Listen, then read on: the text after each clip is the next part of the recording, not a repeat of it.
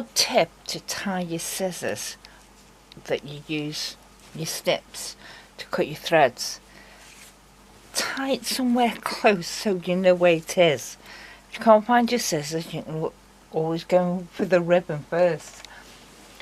As you can see, it's a lot of jiggery pokery moving around, and I'm on the last feather now. Well, last border feather.